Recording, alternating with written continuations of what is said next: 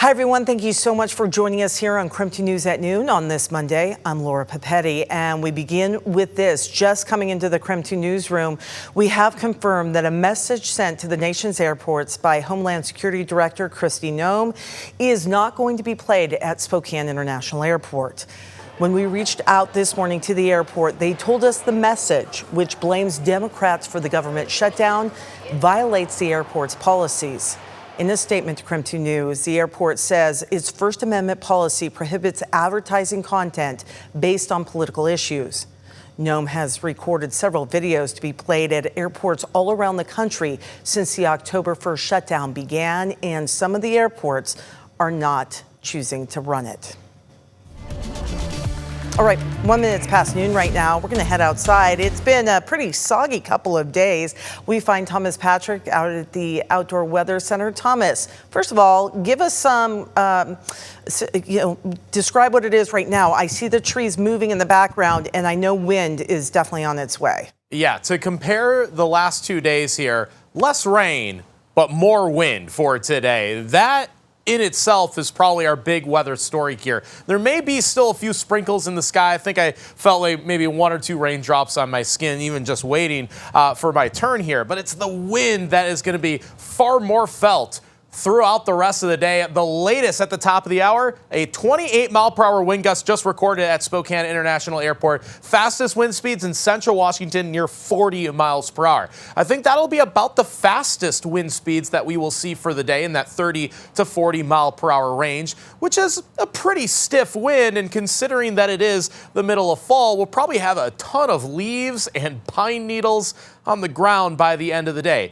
The damage should be limited. It's not quite to that level, but at 40 miles per hour, a stray tree branch or two might get snapped off in these stronger and stiffer wind speeds today. So hence our weather impact alert day for the winds and really the general pattern shift from what was 80 degrees last week to still in the mid 40s right now. By the way, current temperature 44 degrees with that near 30 mile per hour wind. So it is certainly blustery, and there is still a little rain, obviously nothing near the level of what we had yesterday. A little bit of some showers now just encroaching into southern Spokane County. Again, I think I felt a couple raindrops just on my skin.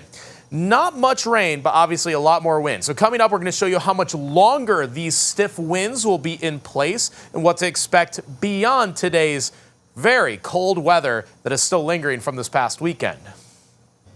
All right, my friend, thank you. It is just 3 minutes past noon right now.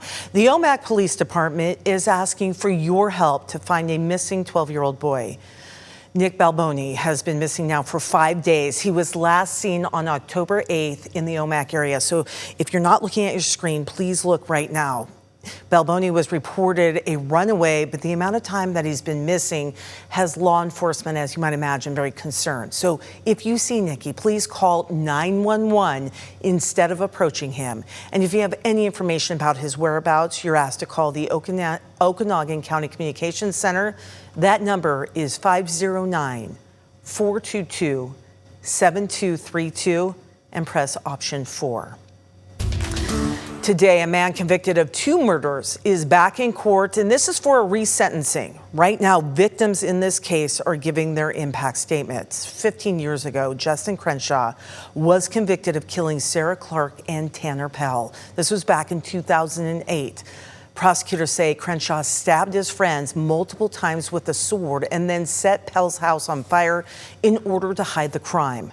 Crenshaw was sentenced to life without parole at that time. However, then, flash forward to 2021, Washington State Supreme Court ruled that mandatory life sentences for offenders younger than 21 are unconstitutional because they're still developing mentally.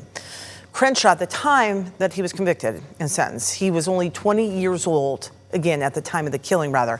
His resentencing will be over the next 3 days, and we'll certainly be covering it here at KREM 2.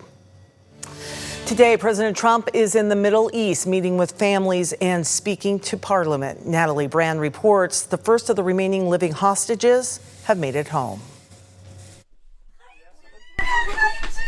Reunited after 2 years of captivity. The 20 living hostages released today are finally embracing their families.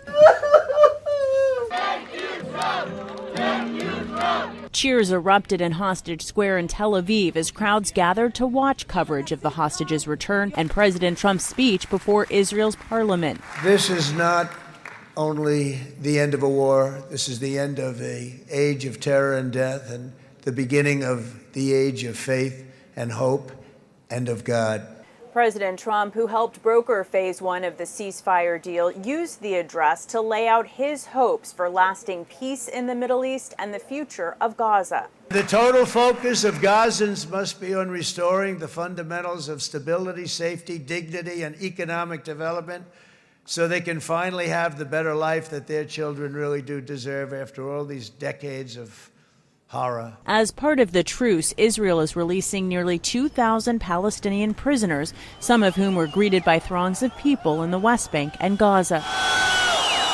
Humanitarian aid is also expected to surge into the war-torn region. It's peace in the Middle East, and everybody said it's not possible to do. And it's going to happen, and it is happening as before your very eyes. President Trump and leaders from more than 20 nations are attending a summit in Egypt to celebrate the deal, but also discuss the more challenging next phases that will address governance of Gaza and disarming Hamas.